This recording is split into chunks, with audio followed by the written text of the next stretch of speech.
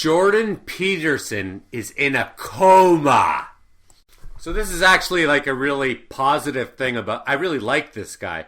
I just thought I'd call it that because, well, clickbait, and also, if everybody's going to headline it with this, then I might as well do it as well and then say nice things about him. So I'm extremely hammered right now, which is my usual frame of mind.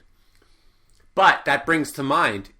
I watched a lecture with Jordan Peterson a month ago where he was talking about alcoholism and how it works and how the addiction and people should stay away from alcohol. And he even spoke about cigarette addiction and all of that. And then, you think, oh, well, now he's in a coma for benzos. So isn't he a hypocrite? That's what people are going to be saying. That's not what I'm saying, but that's what they'll be saying. But it's not true, because one need not be an artist in order to be an art critic. You do not need to be 100% sober in order to lecture on the chemical compounds of drugs. And how, the psychology of how they work.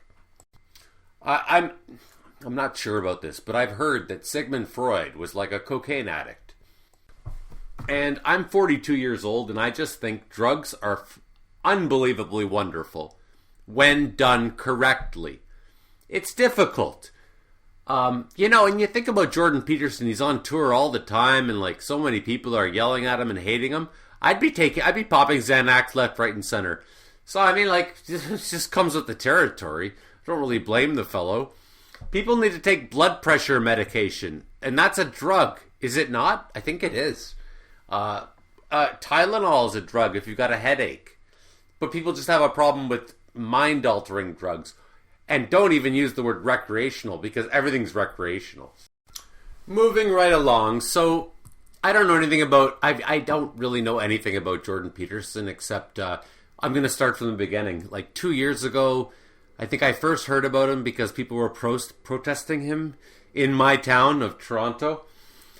And I'm like, I don't know. I guess he's an asshole. I mean, that's what everybody's saying.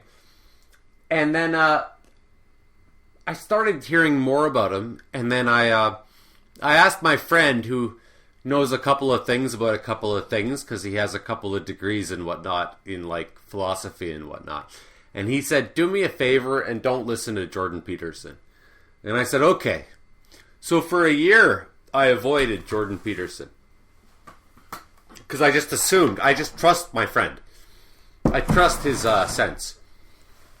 But then finally I broke down and I watched a few videos of him speaking a few months ago.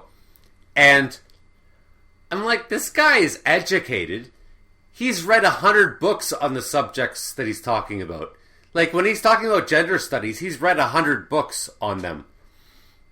On, not them, like genders. I'm not trying to like accuse anybody of being a gender study. But anyways, I'm like, oh, he's educated, and like the things he's saying are pretty sensible. Like, I don't see any hatred here. I don't see like any threat to anybody. Like, I really think this is ridiculous. And so I went back to my friend who knows a thing or two about a thing or two, and I asked him, I'm like, no, I didn't ask him. I told him, I'm like, this is my experience, like, and this is what he said. And my friend who was supposed to know a thing or two, or one, he was like, oh, well, I don't know. Okay, fine then. No, I don't think there's anything wrong with this person, Jordan Peterson. I think he's actually really, not really smart, but he's pretty smart. At least he's read 100 books on what he's talking about. And can you say that, personally? And guess what? Books are actually important. So, moving right along. Slowly paddling through the canoe. I said that on purpose that way. Okay. He said a couple things. I'm going to quote a couple of things that made me think a little bit. Because I'm trying to pay tribute to this person. Not that I know him or care about him, but, it's just my attempt at being nice to a person who's in a coma. And I think he's probably giving to the world, not taking. So that, I respect that very much. I don't see that very often. Like, the world would be better with people who are capable of thought in it. Okay, so one of the things he said, I'm not going to be very good at quoting this. He says, hold on a second. Okay, I mentioned this in a previous lecture of mine. he goes, because they're like, oh, women have never had power and men have always had power. And he's like, well, power meaning like going to war and having to die and fight and all that while the wife stays at home and she's like relaxed and she can just, bake cakes. I'm putting words in his mouth.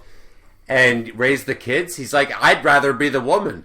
Like that sucks to have to go out there and fight and risk your life all the time. And it seems pretty nice for the woman to stay home and just relax. Like, who wouldn't? I'd rather be a frickin' housewife, personally. So I thought that was a very good point. And, it's arguable. Fine. I don't know the history of mankind. I'm not a historian. But it seems like something of a viable argument. Or at least logical. And I haven't heard a rebuttal yet. Oh, and the other one, which I mentioned in a really recent lecture by myself, where he's like... Fuck, I forgot already. Well, I mean, he elaborated on what Matt Damon said, where Matt Damon goes, there's got to be a spectrum for, like, rape, where, like, if you say hi to a girl, that's on the low end of the spectrum of rape. Whereas if you skull fuck a girl, that's, like, the extreme side of the spectrum of rape. But, like, you can't just call everything the same shit. And then Jordan Peterson elaborated on it in a much more intelligent way because Matt Damon's a retarded actor. And so Jordan Peterson's like, well, if making somebody feel uncomfortable is synonymous with abuse, then there's no more room for like any kind of discussion, and it's dangerous. And if you don't talk to if you're not even allowed to make somebody feel uncomfortable, then you can't even approach somebody anymore because there's a possibility that they might feel uncomfortable. He said that the lesson to be learned is like the good thing about being made to feel uncomfortable is that then you say, and you can say, well, hey, I guess I made that person feel uncomfortable, so I'm going to back. Like, I tried to talk to that girl and she said no, so now I'm going to back off. Instead of like, I won't even approach that girl in case she says no. And then it's uncomfortable.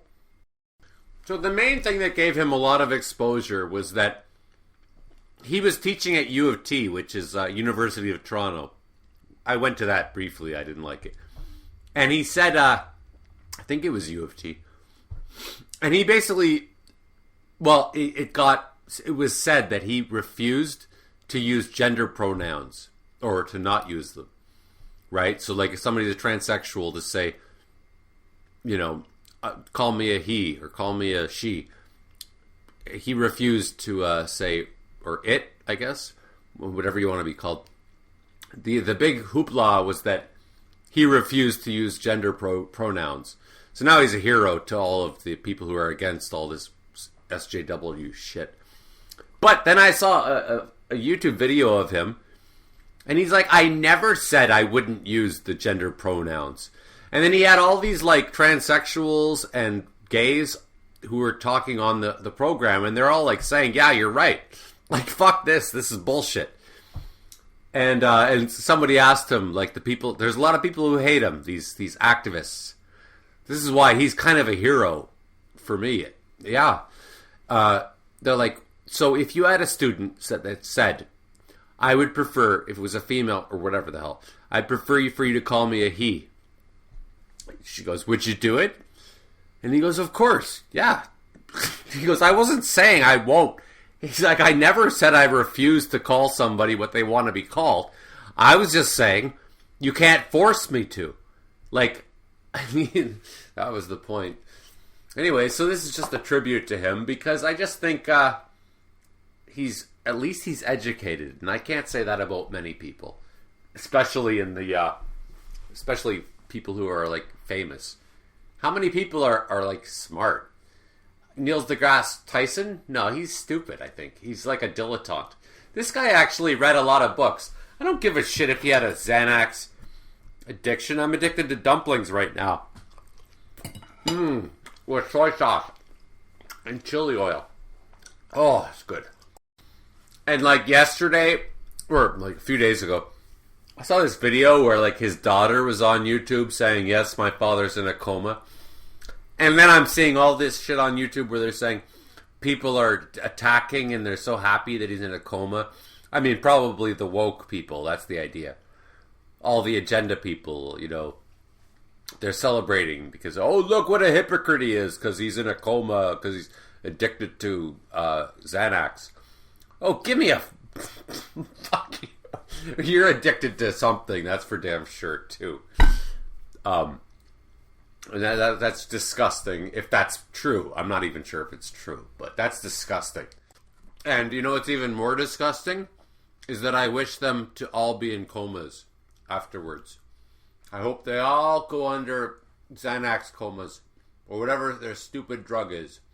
Ecstasy, food, sex. And then after they come out of their comas, I wish them death. And then they go, after they die, I wish them to go to hell. And then when they're in hell, it will be very, very agenda conscious. So it'll be like heaven for them. If you like gays, click like. If you like blacks, comment. If you like women, click notification bell. If you like gay women, subscribe.